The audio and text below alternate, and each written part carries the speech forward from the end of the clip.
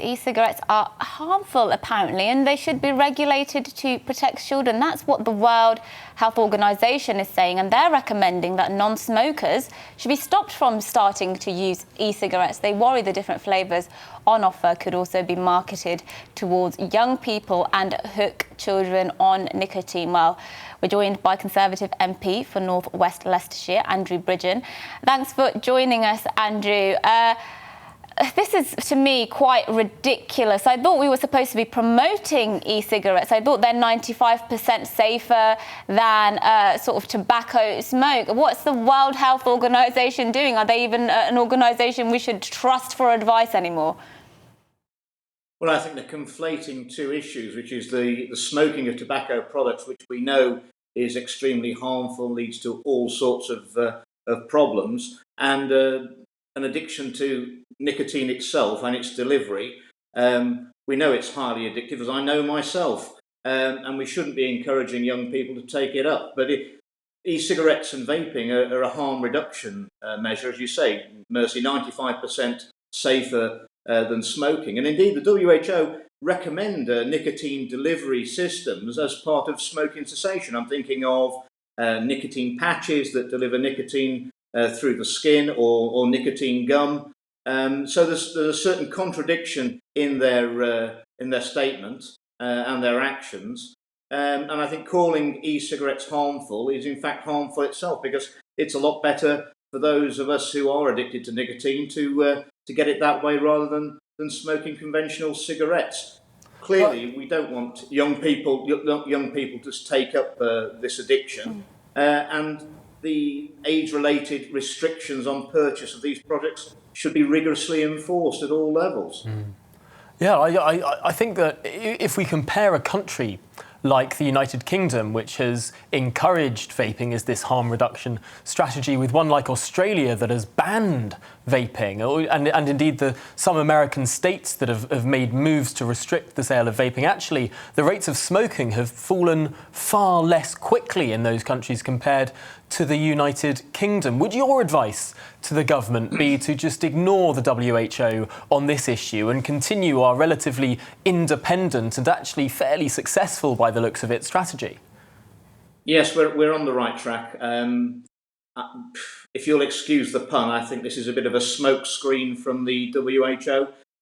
2 years after the start of the COVID-19 pandemic, they have failed in their main duty to the world of finding out exactly where this virus emanated from and its source. And for me, it's a complete distraction. This virus, which has devastated the world, the WHO let us down very badly by not announcing earlier that it was transmissible human to human. Had they done so 2 weeks earlier, estimates are that they could have halved the number of deaths through this pandemic around the world. That's a huge black mark against the WHO. They need to get on with finding the source of this pandemic. Right, and I remember back in January last year them tweeting out that there was no human-to-human transmission for the virus, so clearly got that one very wrong indeed. What's your view, going back to e-cigarettes and just smoking in general and the government's plan to go smoke-free by, I think, 2030? We're seeing some councils trying to take an even tougher approach. I think Oxfordshire County Council are saying by 2025 that they want to go smoke-free earlier, and they're looking at potentially even banning smoking in all outdoor areas. I mean, do you think there is sometimes you can take it too far and start restricting sort of freedoms in a way that is actually quite counterproductive when it comes to smoking? I think that's very much the case, Mercy, and from experience as a legislator for the last 11 years, sadly, if you want to make something popular, then make it illegal. Well, that's wise words, I think. I just want to pick your brains on this issue of the WHO as an organisation. We know that they've had quite a bad pandemic in many ways. They've denied the existence of Taiwan on a geopolitical level. We know that they're pretty heavily funded by the Chinese government. Are we at risk of sort of saying, of looking at advice from the WHO and thinking that that is utterly uncontestable, that is the sort of, that is manna from heaven that should never be questioned or challenged? Should we have a greater degree of scrutiny of some of these quite opaque international bodies?